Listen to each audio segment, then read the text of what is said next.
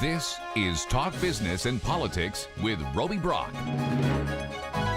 I'm Roby Brock. Welcome to today's Talk Business and Politics Daily. It is Thursday, September 29th. Here are your top stories of the day.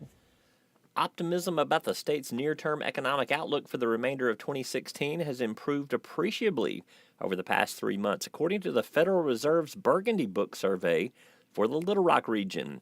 Some highlights include that overall loans in the third quarter were little changed from a year earlier, although a majority of bankers expect loan demand to pick up in the fourth quarter. And demand for labor in Arkansas continued to increase. There were fewer than 2 unemployed persons for every advertised vacancy statewide in the second quarter. A special master tasked with making a report in a lawsuit on a proposed medical tort reform amendment wrote that all of its petition signatures potentially could be disqualified, or enough could be disqualified to knock the measure off the ballot. The Arkansas Supreme Court will use the report to help it decide the case before the November 8th election.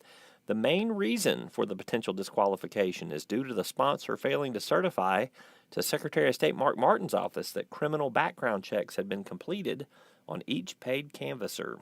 Highland Pellet, Arkansas's first full-scale wood pellet manufacturing facility, has recently hired 54 new workers and will be ready to begin at the company's $200 million, 500,000 metric ton manufacturing plant in Pine Bluff on schedule later this year. The biomass energy facility will be commissioned and ready to ship wood pellets to the United Kingdom before the end of 2016. You can keep up with these top stories and much more on our website at talkbusiness.net. A word from our sponsors, and we will take a look at our latest energy report. Plus, George Jared joins us from Northeast Arkansas for a look at regional news. And Dr. Jay Barth explains why one ballot proposal faces a significant uphill battle. We're back after this. First Security is here. Only here. So that means we're here, here, and here.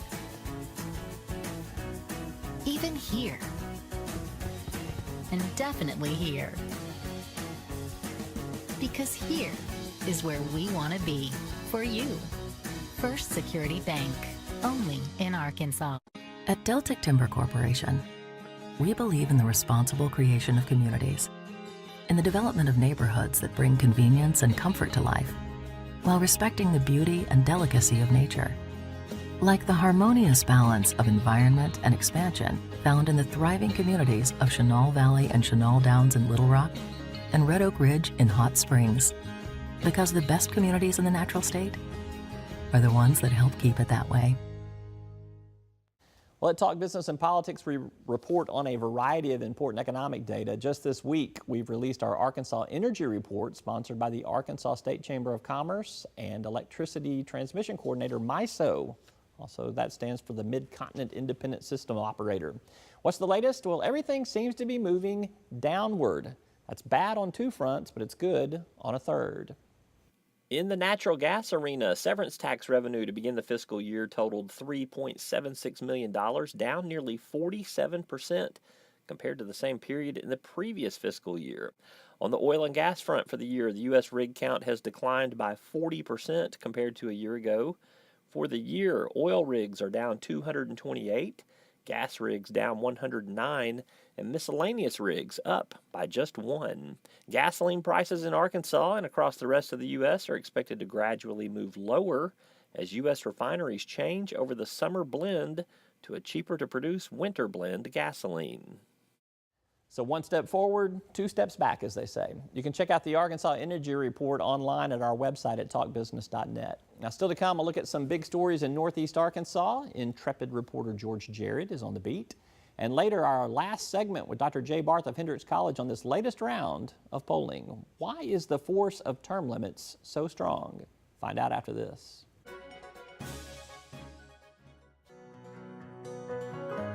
Each day, the promise of our nation begins again.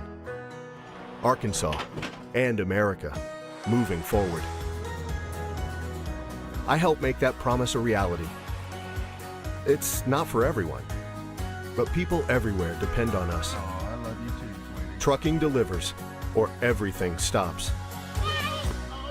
And that's what drives me. I did. As Arkansas's population grows, so do our energy demands. But with the right mix of resources, reliable, affordable power will always be a reality. These resources are all around us in our rivers, blowing through our trees, even right below our feet. The answer isn't focusing on one resource, it's embracing them all.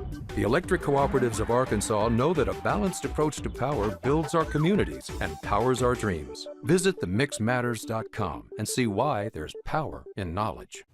Every day we cover news from different regions of the state: Central Arkansas, Fort Smith, Northwest Arkansas, and elsewhere, including news from the northeast corner of the state. George Jared covers that region of Arkansas for us, and I caught up with him in Jonesboro for the latest. In Jonesboro, 2 convention center projects will move forward as planned. Tim O'Reilly with O'Reilly Hospitality Group tells Talk Business and Politics that his plans to build a 40,000 square foot convention center and hotel on the Arkansas State University campus remain unchanged. Earlier this month, a competing group, CFK Hospitality, announced that they will expand their convention center project in Jonesboro from 38,000 square feet to 78,000 square feet if they are allotted tax credits from the state. Both convention center projects are expected to be completed in the spring of 2018. In Walnut Ridge, Lawrence County Democrats selected John Thomason of Smithville to replace County Judge Dale Freeman on the November general election ballot. Freeman, who was in a crash August 10th near Cabot, died as a result of injuries from that crash September 17th. All votes for Freeman on the ballot will count towards Thomason. It is too late in the process to remove Freeman's name from the ballot. He was running unopposed, meaning Thomason will be elected the Lawrence County judge in November. That's George Jared, who covers Northeast Arkansas for Talk Business and Politics, does a great job for us. I'll be up there again in about 2 weeks to moderate the big Jonesboro mayor's race. They've got 6 candidates, including incumbent Mayor Harold Perrin. It should be a good one. When we come back, Dr. Jay Barth from Hendrix College with one last observation on our most recent round of polling. We're back after this. Circuits turn on the lights by making a connection, by closing the loop. At Entergy, we believe our economy is circular too. What you put in comes back. So we invest billions in new infrastructure, which helps attract new industry, which helps create new jobs. We partner with local communities to electrify the economy. And together, we power life. Entergy. You've likely heard of the Great Arkansas Treasure Hunt. In fact, you or your business may have property to claim in the hunt. But where does this treasure come from? Businesses like yours. The law calls it unclaimed property. If your business is holding money on its books that you've not been able to return to the owner, it's most likely unclaimed property, and the law requires it to be sent to the state auditor's office each year. Auditor Andrea Lea's office can make the process for businesses to comply with the law easy and straightforward. Help us help you return Arkansans' unclaimed property at auditor.ar.gov. Dr. Jay Barth has been providing us commentary all week long on the results from our latest Talk Business and Politics Hendrix College poll. One of the questions we surveyed quizzed voters on their support or opposition to extending the terms of county officials from 2 years to 4 years. Despite little fanfare or attention on the issue, voters said they opposed it by a 42% to 29% margin. Why would this issue face such stout opposition despite flying under the radar? Dr. Jay Barth explains. Arkansans, since 1992, have had a number of opportunities to kind of express their views about the extension of term limits, our term lengths in Arkansas, and consistently Arkansans have said, you know, they really do want to have kind of continual checks on their elected officials.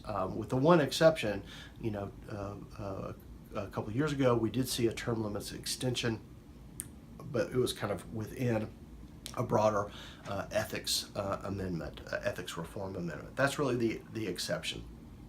Really, since the early 90s, when asked, do you want to extend term limits? Do you want to extend the length of terms? Arkansans have consistently said no, and that is what we found with these county officials. The advocates for this change really say for county government to be modernized, these officials need longer term so they can get more done, have more strategic initiatives. But it's going to be a tough sell to get over that hurdle that Arkansans have put up, that they really want a lot of regular say in who their elected officials are. That's Dr. Jay Barth with Hendrix College. Appreciate all he has done for us this week with his analysis from our latest round of polling.